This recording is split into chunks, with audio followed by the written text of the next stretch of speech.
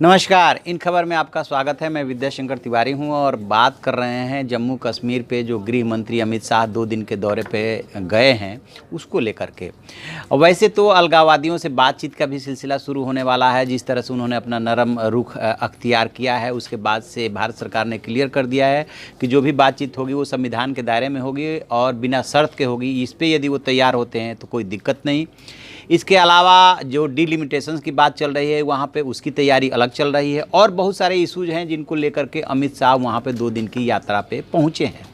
लेकिन एक और गुप्त मिशन है जिसको लेकर के अमित शाह वहाँ पहुँचे हैं और वो गुप्त मिशन ये है कि बीजेपी इस बात की संभावना तलाश रही है कि जम्मू कश्मीर में माइनस पीडीपी और नेशनल कॉन्फ्रेंस क्या बीजेपी सरकार बना सकती है, और यदि बीजेपी सरकार बना सकती है तो उसमें कौन कौन से वहाँ के छोटे दल हैं जो सहयोगी की भूमिका निभा करके बीजेपी को मजबूती प्रदान कर सकते हैं। ये मेन उनका मिशन है। बाकी और सब कामों के लिए तो वहाँ पर राज्यपाल बैठे ही हैं और सरकार के पास फीडबैक भी है। इसके अलावा आपको पता है कि धारा 370 और 35A का मामला ऑलरेडी सुप्रीम कोर्ट में है। उसको लेकर के सरकार का एजेंडा और सोच एकदम क्लियर है, क्योंकि वो कोर्ट में जब तक मसला है उस पर कोई डिसीजन लेना नहीं चाहेगी। तो क्या कौन कौन से वहाँ छोटे दल हैं जो कि बीजेपी के लिए को मजबूती दे सकते हैं या बीजेपी के इस मिशन में उसका सहयोग कर सकते हैं, इस पर बातचीत करेंगे। और बातचीत करने के लिए हमारे साथ हैं हमारे सहयोगी शमशाद अली।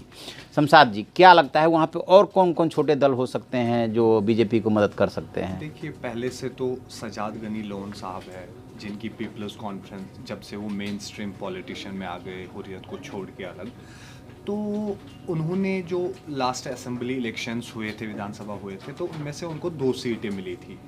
तो वो 2 सीटें मोदी के नाम पे मिली थी, ये जानना चाहिए हमें, क्योंकि जब सजाद लोन ने इलेक्शन का कैंपेन चलाया था तो तब उनने मोदी को, जब वो आए थे तो 2 सीटें उनको कहाँ से मिली थी? घाटी से मिली थी? हाँ, घाटी से, कश्मीर घाटी से मिली थी। ठीक है। तो उसके लिए अब जो पीडीपी में जो जब से कोalition सरकार बीजेपी ने गठजोड़ तोड़ दिया, तो तब से उनके जो लीडर्स है एक तो अलग पार्टियों में चले गए और 3 जो इनके प्रेजेंट एमएलएज थे विधानसभा में वो सजाद लोन से मिल गए। तो ये 3 सीटें कंफर्म है और उसके 2 सीटें खुद की है। तो 5 उनके पास सीटें हो गई, 5 हो जाएंगी। तो उसके बाद शाह फैसल ने जम्मू कश्मीर जो ब्यूरोक्रेट थे अभी, जो अब पॉलिटिशियन बन गए, उन्होंने अपनी पार्टी बनाई जम्मू कश्मीर पीपल्स मूवमेंट के नाम से। तो उनका क्या है कि उनके पास भी जो पीडीपी के कुछ एमएलएज थे उनके साथ मिल गए, जिनमें से जावेद मुस्तफ़ा मीर साहब है जिन्होंने 3 बार इलेक्शन जीत चुके हैं। तो उसका तो नेक्स्ट कंफर्म इलेक्शन जीतना मुमकिन है। तो वो पार्टी भी मतलब 2-4 एमएलए ला सकती है, उभर सकती है इस इलेक्शन में। उसके बाद भीम सिंह जी है, बट उनका तो पिछले कई इलेक्शन से अब कुछ वैसा नहीं है। वहाँ पे जम्मू कश्मीर में कुछ एमएलएज नहीं बन पा रहे हैं, कुछ जीत दर्ज नहीं कर रहे हैं अपनी असेंबली। तो क्या ऐसा हो सकता है कि यदि चुनाव पूर्व गठबंधन बने और ये तीनों दल साथ आते हैं तो भीम सिंह आए और उनको उसका कुछ फायदा मिले? भीम सिंह नहीं, अगर जम्मू कश्मीर जो डेमोक्रेटिक फ्रंट है, जहाँ पे हकीम मोहम्मद यासीन साहब अपनी सीट जीत चुके हैं, पिछले कई सालों से जीत के आ रहे हैं, अगर वो भी शाह फैसल के साथ मिल जाए और इंजीनियर रशीद जो है उन्होंने भी गठजोड़ प्री अलायंस किया है शाह फैसल की पार्टी के साथ, तो ये अगर ये पार्टीज अगर 10-15 सीट्स दे दे और बीजेपी यहाँ से जम्मू और लद्दाख में सीट अच्छा परफॉर्म कर ले, ओब्वियसली आपका नेशनल, अभी जो लोगों का हाल है जम्मू कश्मीर में, मैं ग्राउंड सिचुएशन को देख के आ रहा हूँ कि मतलब अब लोग तंग आ गए हैं, पीडीपी हो या नेशनल कॉन्फ्रेंस हो या कांग्रेस हो, क्योंकि इन्होंने अब इनका दौर देख लिया। बीजेपी का इन्होंने 3 साल का दौर तो देख लिया, बट उसमें डेवलपमेंट कहीं हद तक गई थी, कहीं हद तक डेवलपमेंट गई थी। फिर ये हुआ कि उसके बाद जो गठजोड़ उनका महबूबा मुफ्ती के साथ जो भी उन्होंने गलती जो अस्वाभाविक अननेचुरल माना जाता है, उन्होंने जो दिया घर वालों में जो नौकरियां तकसीम की, वो अभी भी करप्शन चार्जेस पे चल रहे हैं दूसरे जो उनके लीडर्स थे, तो उसकी वजह से तंग आ गए हैं लोग, नेशनल कॉन्फ्रेंस हो या पीडीपी हो। तो ये बताइए कि जो वहाँ का सीटों का कुछ आंकड़ा है कि 46 सीटें तो घाटी में है, 37 जो है जम्मू में है और 4 लद्दाख में है।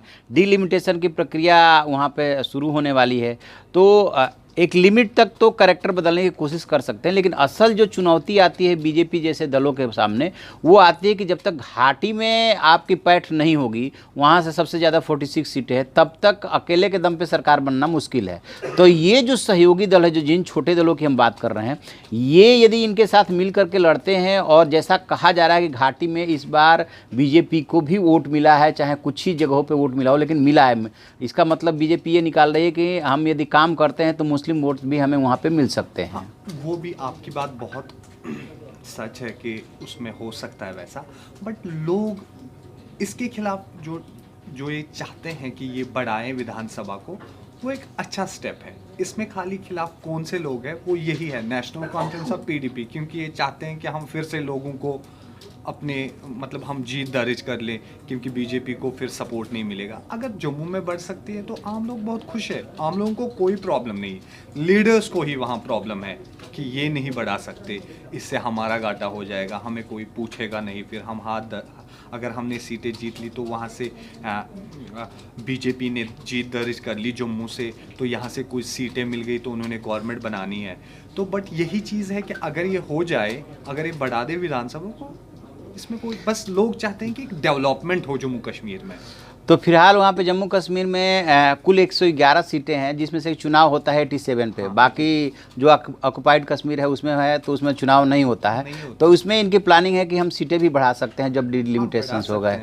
तो खैर देखिए, ये दाव पेच है, दाव पेच अपनी तरफ से चली जा रही है, लेकिन अमित शाह के बारे में ये बताया जा रहा है, जो सोर्सेज के हवाले से खबर आ रही है, कि वो जिस गुप्त मिशन पे गए हैं, तत्कालिक उनका मिशन यही है कि किस तरह से जम्मू कश्मीर में चुनाव के बाद बीजेपी की सरकार बने और माइनस पीडीपी और नेशनल कॉन्फ्रेंस के जो है तस्वीर उभरे तो ज़्यादा अच्छा है। और इसके लिए वो वहाँ के छोटे सहयोगी दलों की मदद ले सकते हैं, जैसा कि आपने शमशाद अली साहब ने बताया कि ये दल हो सकते हैं और ये बीजेपी के लिए मददगार साबित हो सकते हैं। देखते हैं, ये तो राजनीति है, अपनी अपनी तरफ से दाव पेच चलते रहते हैं, कोशिशें भी की जाती रहती है, लेकिन कितना सफल हो पाते हैं। तो आप ऐसी खबरों के लिए देखते रहिए हमारा डिजिटल चैनल इन खबर, उसे लाइक कीजिए, शेयर कीजिए और कमेंट बॉक्स में जाके कमेंट जरूर करें।